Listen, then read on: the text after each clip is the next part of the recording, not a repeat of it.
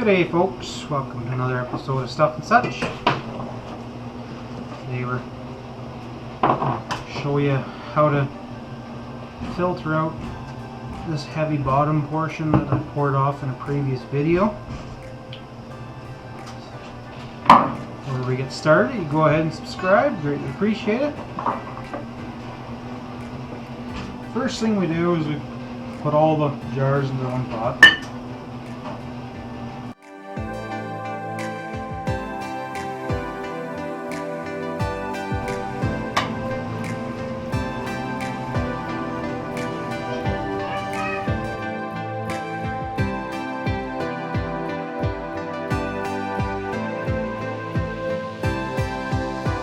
So now that all the bottom of the jars are combined into one pot,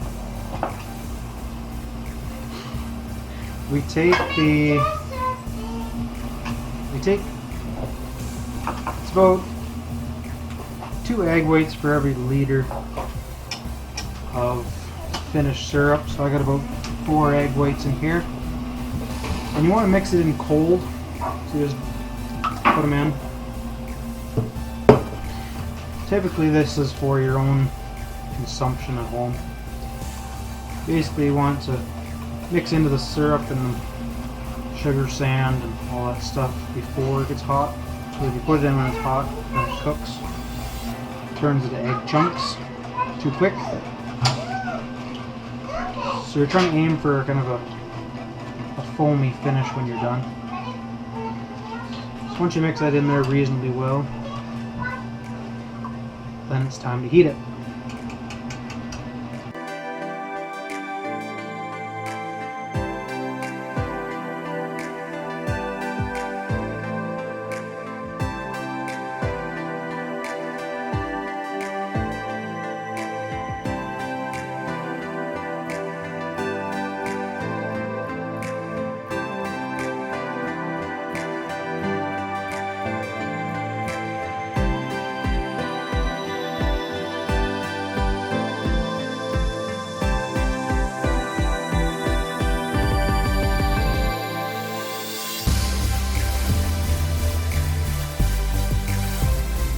We're getting pretty close to a boil here. You can kind of see the little clumps inside. It'll get a bit more here once it starts to get a boil going.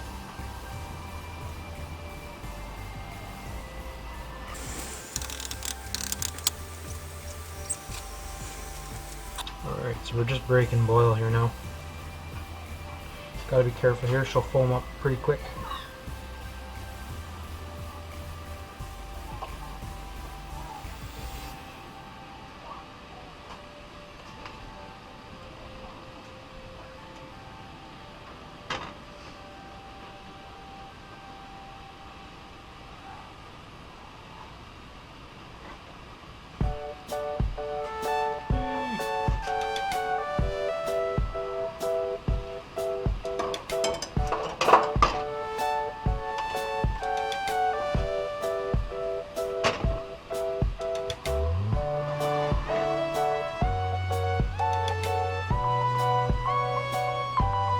Now that we've got that cloudy head up here, that'll really grab the debris of the syrup.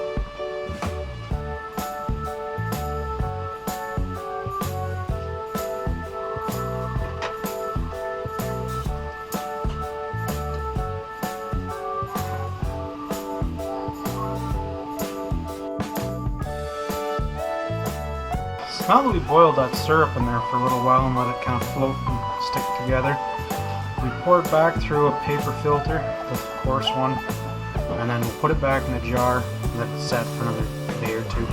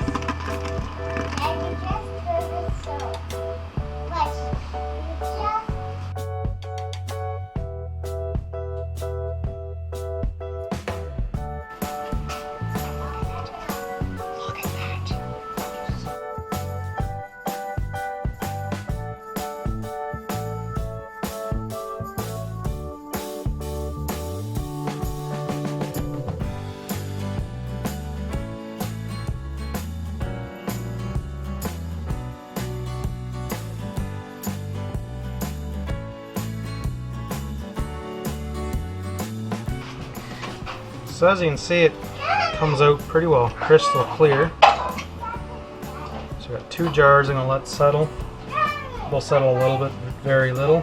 So after boiling in that egg, it collects all this just sugar sands, niters, and nutritions, and calciums, and whatever other nutrition that's made out of.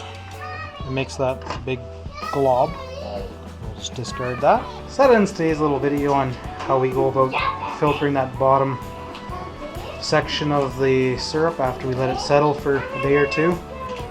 As you can see, it makes a massive difference. Takes out most of the debris out of it and saves piles and piles of work on the filtering process, especially when you're up to 5-6 gallons at a time for our small operation. Anyways, hope you found this video helpful. We'll catch you on the next one.